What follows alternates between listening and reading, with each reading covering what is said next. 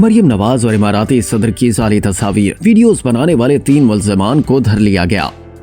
وفاقی تحقیقاتی ایجنسی یعنی FIA نے وزیر اعلیٰ پنجاب مریم نواز اور متحدہ عرب امارات کے صدر شیخ محمد بن زید ال نہیان کی آرٹیفیشل انٹیلیجنس یعنی AI کے ذریعے جعلی تصاویر اور ویڈیوز بنا کر سوشل میڈیا پر پھیلانے والے 3 ملزمان کو گرفتار کر لیا۔ گزشتہ دنوں اماراتی صدر نے پنجاب کے شہر رحیم یار خان کا دورہ کیا تھا، جہاں انہوں نے وزیر اعظم شہباز شریف اور وزیر اعلیٰ پنجاب مریم نواز سے ملاقات کی تھی۔ اس موقع پر مریم نواز نے شیخ محمد بن زید ال نہیان کے ساتھ سفارتی مصافحہ کیا تھا، جس کی تصاویر سوشل میڈیا پر وائرل ہوئی تو بعض عناصر کی جانب سے سوشل میڈیا پر طوفان بدتمیزی برپا کر دیا گیا تھا۔ اس دوران مریم نواز اور شیخ محمد بن زید ال نہیان کی مصنوعی ذہانت یعنی AI سے ایڈٹ شدہ نازیبا تصاویر بھی وائرل کی گئیں، جن کے خلاف اب FIA سائبر کرائم ونگ نے حکومت کی درخواست پر انکوائری شروع کر دی۔ دراصل FIA نے ایسے 20 اکاؤنٹس کی ابتدائی طور پر نشاندہی کر لی تھی، جن کی مدد سے جعلی تصاویر اور ویڈیوز اپلوڈ کر کے منفی تاثر پھیلایا جا رہا تھا۔ تازہ میڈیا رپورٹس کے مطابق FIA نے ایکشن لیتے ہوئے جعلی تصاویر اور ویڈیوز پھیلانے میں ملوث